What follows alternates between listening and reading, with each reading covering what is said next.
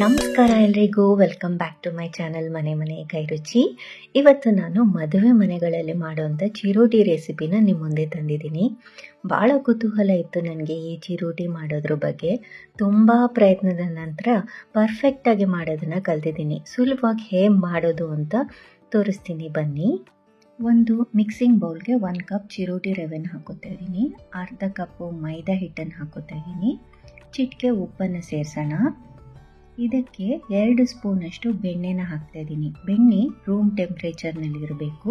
ಬೆಣ್ಣೆ ಚೆನ್ನಾಗಿ ರವೆ ಮತ್ತು ಹಿಟ್ಟಿನೊಂದಿಗೆ ಹೊಂದ್ಕೋಬೇಕು. ಸ್ವಲ್ಪನೇ ನೀರು ಹಾಕ್ಕೊಂಡು ಪೂರಿ ಹಿಟ್ಟಿನ ಹದಕ್ಕೆ ಇದನ್ನ ಕಲಿಸ್ಕೋಬೇಕು. ನೋಡಿ, ಈ ಹದಕ್ಕೆ ಕಲಿಸಿದ್ರೆ ಸಾಕಾಗುತ್ತೆ. ಸ್ವಲ್ಪ ಬೆಣ್ಣೆನ ಹಚ್ಚಿ ಒಂದು ಒದ್ದೆ ಬಟ್ಟೆನ ಇದ್ರ ಮೇಲೆ ಮುಚ್ಚಿ 2 ಗಂಟೆಗಳ ಕಾಲ ನೆನೆಯೋಕ್ಕೆ ಬಿಟ್ಬಿಡೋಣ. ಇದು ಎಷ್ಟು ಚೆನ್ನಾಗಿ ನೆನೆಯುತ್ತೋ ಅಷ್ಟು ಚೆನ್ನಾಗಿ ಚಿರೋಟಿ ಬರುತ್ತೆ. ಅಷ್ಟರಲ್ಲಿ ಸಾಟಿ ರೆಡಿ ಮಾಡ್ಕೊಂಡ್ಬಿಡೋಣ. ಒಂದು ತಟ್ಟೆಗೆ 1 ಸ್ಪೂನಷ್ಟು ಬೆಣ್ಣೆನ ಹಾಕ್ತಾಯಿದ್ದೀನಿ. ಇದಕ್ಕೆ 1 ಸ್ಪೂನಷ್ಟು ಅಕ್ಕಿ ಹಿಟ್ಟನ್ನ ಹಾಕಿ ಚೆನ್ನಾಗಿ ಕಲಿಸ್ಕೋಬೇಕು. ಕ್ರೀಮಿ ಕನ್ಸಿಸ್ಟೆನ್ಸಿ ಬರೋವರೆಗೂ ಚೆನ್ನಾಗಿ ಕಲಿಸ್ಕೋಬೇಕು. ನೋಡಿ, ಇಷ್ಟಾದರೆ ಸಾಕು. ಈಗ ಹಿಟ್ಟು ಸಹ ಚೆನ್ನಾಗಿ ನೆಂದಿದೆ. ಈ ಹಿಟ್ಟನ್ನು ಒಂದು ಕುಟಾಣಿ ಸಹಾಯದಿಂದ ಈ ರೀತಿ ಸರಿಯಾಗಿ ಚೆನ್ನಾಗಿ ಕುಟ್ಕೋಬೇಕಾಗುತ್ತೆ. ಸುಮಾರು 15ರಿಂದ 20 ನಿಮಿಷ ಇದನ್ನು ಕುಟ್ಕೋಬೇಕಾಗುತ್ತೆ. ಚೆನ್ನಾಗಿ ರವೆ ಮೈದಾ ಎಲ್ಲ ಹೊಂದ್ಕೊಳ್ಳೋ ಹಾಗೆ ಕುಟ್ಕೋಬೇಕು. ಮಧ್ಯದಲ್ಲಿ ಈ ರೀತಿ ಮಡ್ಚ್ಕೊಂಡು ಕುಟ್ಕೋಬೇಕಾಗುತ್ತೆ. ಇದರಿಂದ ಚಿರೋಟಿ ಪದ್ರವಾಗಿ ಚೆನ್ನಾಗಿ ಬರುತ್ತೆ. ಸುಮಾರು ನಾನು 2ರಿಂದ 3 ಸಲ ಈ ರೀತಿ ಮಡ್ಚ್ಕೊಂಡಿದ್ದೀನಿ. ಇನ್ನೇನು ಕುಟ್ಟಿದಾಯಿತು ಅನ್ನೋವಾಗ ನಾವು ರೆಡಿ ಮಾಡಿಟ್ಕೊಂಡಂಥ ಸಾಟಿನ ಹಚ್ಕೋಬೇಕಾಗುತ್ತೆ. ಈವನ್ನಾಗಿ ಚೆನ್ನಾಗಿ ಹಚ್ಕೋಬೇಕು. ಹಚ್ಚಿದ ನಂತರ ಈ ರೀತಿ ಪುನಃ ಇನ್ನೊಂದು ಸಲ ಈ ರೀತಿ ಫೋಲ್ಡ್ ಮಾಡಿಕೊಂಡು ಪ್ರತಿ ಫೋಲ್ಡ್ಗೂ ಸಾಟಿನ ಹಚ್ಚಬೇಕಾಗತ್ತೆ. ನೋಡ್ತಾ ಇರ್ಬೋದು ನೀವು, ನಾನು ಒಂದು ಅರ್ಧಕ್ಕೆ ಮಡಚಿ ಸಾಟಿನ ಹಚ್ಕೊಂಡಿದ್ದೀನಿ. ಪುನಃ ಇನ್ನೊಂದು ಅರ್ಧ ಫೋಲ್ಡ್ ಮಾಡಿ ಸಾಟಿನ ಹಚ್ಕೊಂಡು ಈ ರೀತಿ ಕುಟ್ತಾ ಇದ್ದೀನಿ. ನಾನು 1ರಿಂದ 2 ನಿಮಿಷ ಈ ರೀತಿ ಕುಟ್ಬಿಟ್ಟು ಇದನ್ನು ಒಂದು ಉಂಡೆ ಕಟ್ಕೋಬೇಕು. ಈಗ ಈ ಉಂಡೆ ಕಟ್ಟಿದ ಮೇಲೆ ಮಧ್ಯದಲ್ಲಿ ಈ ರೀತಿ ಒಂದು ಹಳ್ಳ ಮಾಡಿ 1ರಿಂದ 2 ಸ್ಪೂನಷ್ಟು ಎಣ್ಣೆನ ಹಾಕೋಣ. ಹಿಟ್ಟಿಗೂ ಸಹ ಚೆನ್ನಾಗಿ ಎಣ್ಣೆನ ಸವರಿ ಇದನ್ನು ನೆನೆಯೋಕ್ಕೆ ಬಿಟ್ಬಿಡೋಣ. ಸುಮಾರು ಒಂದು 30 ನಿಮಿಷ ಇದನ್ನು ನೆನೆಯೋಕ್ಕೆ ಬಿಟ್ಬಿಡೋಣ. ಒದ್ದೆ ಬಟ್ಟೆ ಮುಚ್ಚಬೇಕು. ಈಗ ಇನ್ನೊಂದು ಪ್ಲೇಟ್ಗೆ ನಾನು 6ರಿಂದ 7 ಸ್ಪೂನ್ ಆಗುವಷ್ಟು ಬೆಣ್ಣೆನ ತೊಗೊಂಡಿದ್ದೀನಿ. ಇದನ್ನು ಚೆನ್ನಾಗಿ ಕೈಯಲ್ಲಿ ಈ ರೀತಿ ಮ್ಯಾಶ್ ಮಾಡ್ಕೋಬೇಕಾಗತ್ತೆ. 1 ಸ್ಪೂನಷ್ಟು ಎಣ್ಣೆನ ಹಾಕ್ಕೊಂಡು ಈ ರೀತಿ ಮಿಕ್ಸ್ ಮಾಡಬೇಕು. ನೋಡಿ, ಹೀಗಿದು ಒಂಥರ ಕ್ರೀಮ್ ಥರ ಆಗಿದೆ. ಹೀಗಿದಾಗಿದೆ. ಈಗ ಇದನ್ನು ಸೈಡಿಗೆ ಎತ್ತಿಟ್ಕೊಂಡ್ಬಿಡೋಣ. ಅಷ್ಟರಲ್ಲಿ ನಮ್ಮ ಹಿಟ್ಟು ಸಹ ಚೆನ್ನಾಗಿ ನೆಂದಿದೆ. ನೋಡ್ತಾ ಇರ್ಬೋದು, ಸಾಫ್ಟ್ ಆಗಿದೆ. ಈಗ ಇದನ್ನು ಚಪಾತಿ ಹಿಟ್ಟಿನ ಸೈಜ್ಗೆ ಉಂಡೆಗಳನ್ನ ಮಾಡ್ಕೊಬೇಕು.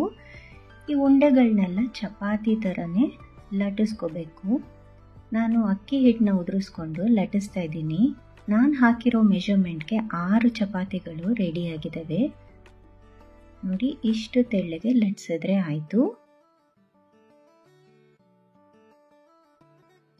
ಈಗ ಒಂದೊಂದೇ ಚಪಾತಿಗಳ ಮೇಲೆ ಈ ರೀತಿ ನಾವು ರೆಡಿ ಮಾಡಿಟ್ಕೊಂಡಂಥ ಸಾಟಿನ ಹಚ್ಕೋಬೇಕಾಗುತ್ತೆ.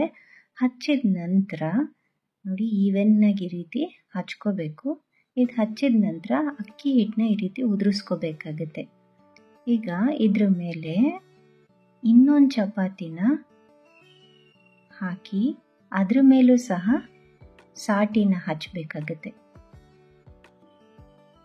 ನೋಡ್ತಾ ಇರ್ಬೋದು ನೀವು, ಅಕ್ಕಿ ಹಿಟ್ಟನ್ನು ಉದುರಿಸ್ಕೊಳ್ಳೋದ್ರಿಂದ ಚಿರೋಟಿ ಪದ್ರವಾಗಿ ಬರುತ್ತೆ. ಇದೇ ರೀತಿ ನಾವು ಮಾಡ್ಕೊಂಡಿರೋಂಥ ಎಲ್ಲ ಚಪಾತಿಗಳನ್ನೂ ಒಂದ್ರ ಮೇಲೊಂದು ಹಾಕಿ ರೆಡಿ ಮಾಡ್ಕೊಬೇಕಾಗುತ್ತೆ.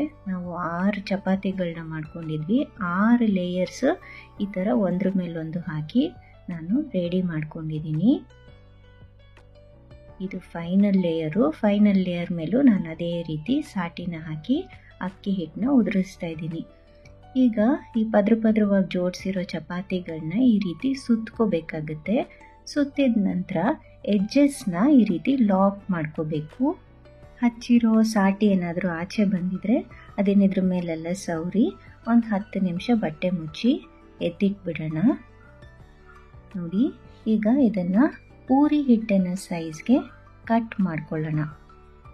ಯಾವ ಸೈಜ್ ಬೇಕಾದರೂ ಆ ಸೈಜ್ಗೆ ಕಟ್ ಮಾಡ್ಬೋದು. ನಾನು ಮೀಡಿಯಮ್ ಸೈಜ್ಗೆ ಕಟ್ ಮಾಡಿದ್ದೀನಿ. ಈಗ ಇದನ್ನು ನೀಟಾಗಿ ಉಂಡೆ ಕಟ್ಬಿಟ್ಟು ಒಂದು 10 ನಿಮಿಷ ಬಟ್ಟೆ ಮುಚ್ಚಿ ಎತ್ತಿಟ್ಬಿಡೋಣ. ಹಿಟ್ಟು ನೆಂದಷ್ಟು ಚಿರೋಟಿ ಚೆನ್ನಾಗಿ ಬರುತ್ತೆ.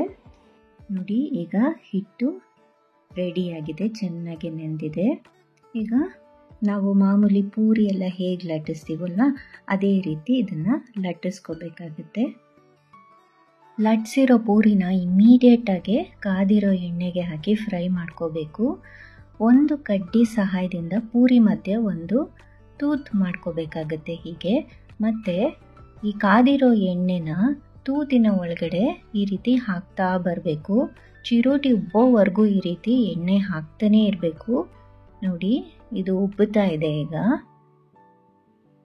ಇನ್ನೂ ಉಬ್ಬಬೇಕಿದು. ಈ ರೀತಿ ಉಬ್ಬಿದ ನಂತರ ಇದನ್ನು ಹೊರಳಿಸ್ಕೋಬೇಕು. ಗೋಲ್ಡನ್ ಬ್ರೌನ್ ಆಗೋವರೆಗೂ ಈ ರೀತಿ ಹೊರಳಿಸ್ಕೋಬೇಕು. ಗೋಲ್ಡನ್ ಬ್ರೌನ್ ಬಂದ ಮೇಲೆ ಇದನ್ನು ಎಣ್ಣೆಯಿಂದ ಹೊರಗಡೆ ತೆಕ್ಕೋಬೋದಾಗುತ್ತೆ. ನೋಡಿ, ಎಷ್ಟು ಚೆನ್ನಾಗಿ ಉಬ್ಬಿ ಬಂದಿದೆ. ಕಲರು ಸಹ ಚೇಂಜ್ ಆಗಿದೆ. ಈಗ ಇದನ್ನು ತೆಕ್ಕೊಳ್ಳೋಣ. ಚಿರೋಟಿ ಲಟ್ಸಿ ರೆಡಿ ಮಾಡಿ ಇಟ್ಕೋಬಾರ್ದು. ಲಟ್ಸಿದ ತಕ್ಷಣವೇ ಎಣ್ಣೆಗೆ ಬಿಟ್ಬಿಡಬೇಕು. ನೋಡಿ, ಈ ರೀತಿ ಚಿರೋಟಿನೆಲ್ಲ ಫ್ರೈ ಮಾಡಿದ್ಮೇಲೆ ಒಂದು ಸ್ಟ್ರೈನರಲ್ಲಿ ಹಾಕಿಡಬೇಕು. ಸುಮಾರು 1 ಗಂಟೆಗಳ ಕಾಲ ಬಿಟ್ಬಿಡಬೇಕು. ಅದರಲ್ಲಿರೋ ಎಣ್ಣೆ ಎಲ್ಲ ಇಳ್ಕೊಂಡು ಹೂವಿನ ಥರ ಆಗಿಬಿಡುತ್ತಿದು. ನೋಡಿ, ತೋರಿಸ್ತಾ ಇದ್ದೀನಿ ಎಷ್ಟು ಪದ್ರವಾಗಿ ಮತ್ತು ಹಗುರವಾಗಿ ಬಂದಿದೆ ಅಂತ. ಉಬ್ಬಿನೂ ಬಂದಿದೆ ತುಂಬ ಚೆನ್ನಾಗಿ. ಎಣ್ಣೆ ಎಲ್ಲ ಇಳಿದ್ಮೇಲೆ ಹತ್ತಿಯಷ್ಟು ಹಗುರ ಆಗಿದೆ ಇದು. ನೋಡಿ, ಬಾಯಲ್ಲಿಟ್ಟರೆ ಕರಗೋಗಬೇಕು, ಅಷ್ಟು ಸಾಫ್ಟಾಗಿ ಪದ್ರವಾಗಿ ಚೆನ್ನಾಗಿ ಬಂದಿದೆ ಚಿರೋಟಿ. ಈಗ ಇದನ್ನು ಒಂದು ತಟ್ಟೆಗೆ ಹಾಕಿ ಸರ್ವ್ ಮಾಡೋಣ. ನಾನು ಇದ್ರ ಮೇಲೆ ಸಕ್ಕರೆ ಪುಡಿ ಏನು ಹಾಕ್ತಾ ಇಲ್ಲ, ಸಿಹಿ ಬೂಂದಿನ ಹಾಕ್ತಾ ಇದ್ದೀನಿ. ಬಾದಾಮಿ ಹಾಲಿನಲ್ಲೂ ಸಕ್ಕರೆ ಇರುತ್ತೆ, ಹಾಗಾಗಿ ಸಕ್ಕರೆ ಪುಡಿ ಹಾಕಿಲ್ಲ. ನೀವು ಬೇಕಿದ್ರೆ ಹಾಕೋಬೋದು. ಬಿಸಿ ಬಾದಾಮಿ ಹಾಲನ್ನ ಹಾಕಿ ಸರ್ವ್ ಮಾಡಿದ್ರೆ ಅದ್ಭುತವಾಗಿರುತ್ತೆ ಈ ಚಿರೋಟಿ. ಫೈನಲ್ ಆಗಿ ಮೇಲ್ಗಡೆ ಡ್ರೈ ಫ್ರೂಟ್ಸ್ನ ಹಾಕಿಬಿಟ್ರೆ ನಮ್ಮ ಹೆವೆನ್ಲಿ ಚಿರೋಟಿ ರೆಡಿ ಆಗುತ್ತೆ. ನೋಡಿದ್ರಲ್ಲ, ಮನೇಲೇ ಸುಲಭವಾಗಿ ಹೇಗೆ ಚಿರೋಟಿ ರೆಡಿ ಮಾಡ್ಕೋಬೋದು ಅಂತ. ಕುಟ್ಕೊಳ್ಳೋದು ಸ್ವಲ್ಪ ಶ್ರಮ ಅನಿಸುತ್ತೆ, ಮತ್ತು ಪುನಃ ತಾಳ್ಮೆಯಿಂದ ಹಿಟ್ಟು ನೆನೆಯೋಕ್ಕೆ ಕಾಯಬೇಕು ಅಷ್ಟೇ. ಅದು ಬಿಟ್ಟರೆ ತುಂಬ ಸುಲಭವಾಗಿ ಚಿರೋಟಿನ ಮಾಡ್ಕೋಬೋದು.